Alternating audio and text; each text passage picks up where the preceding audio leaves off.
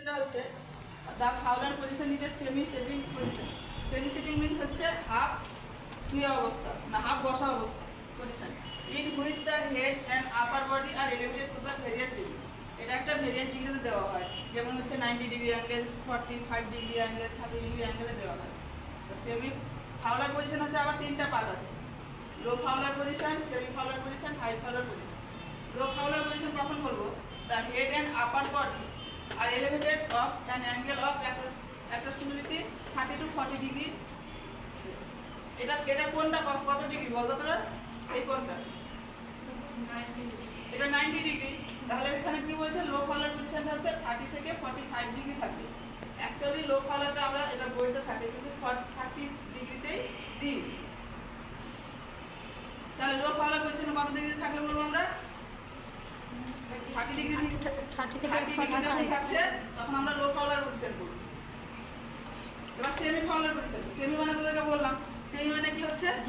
Half বসে অবস্থা, মানে যখন একজন কেউ বসে থাকছে তাহলে এরকম অবস্থা আছে, হাফ মানে এর হচ্ছে 45 ডিগ্রি কোণ আছে, মানে হাফে আসবে সেমি মানে, তাহলে 45 ডিগ্রি কোণে আসছে, তাহলে সেম জিনিসটা লেখা আছে যে সেমি ফাউলার পজিশন হচ্ছে the head and upper body are elevated and angle of approximately 30 to 40 degree Celsius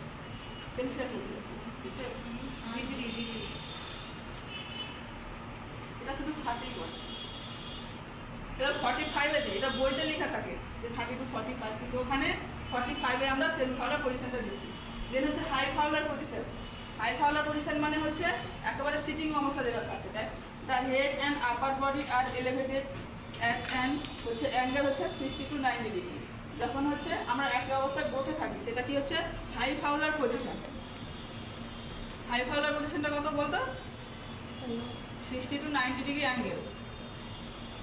এটা হচ্ছে হাই ফাউলার পজিশন। তো বুঝতে পারছেন তো হচ্ছে এখানে ক্লিয়ার এইটুকু? এবার এগুলো ইউজ কখন করবো আমরা? ইমপ্রুভ ব্রিদিং, যখন ব্রিদিং নিচ্ছে তখন করতে হবে। তারপরে হচ্ছে টু রিলিভ ডিসনিয়া। ডিসনিয়া মানে কি? শর্টনেস অফ ব্রেথ, যেটা পড়েছিলি সেটা। In case of increase ICP, যখন ইন্ট্রাক্রেনিয়াল প্রেশার যখন ইনক্রিজ হয় তখন কী করে? হেডটাকে এলিভেটেড করে রাখি। বা যখন হেড ইঞ্জুরির যখন পেশেন্ট থাকে তখন দেখেছিস তো হেডটাকে সামান্য একটু উপরে তুলে রাখে। এগুলো খেয়াল করেছিস সরে? যখন একটা হেড ইঞ্জুরি পেশেন্ট থাকে ওরা হেডটা দেখবি এলিভেটেড করে রাখবে। তারপর হচ্ছে facility to drainage of the abdominal cavity. যখন অ্যাবডোমিনাল ক্যাভিটি ধরে ড্রেনেজ করতে দেখেছিস যে ফ্লুইড ব্যার করছে, এখন দেখেছিস পজিশন? বুকে জল জমে গেছে বা পেটে জল জমে গেছে, বার করতে দেখিস না?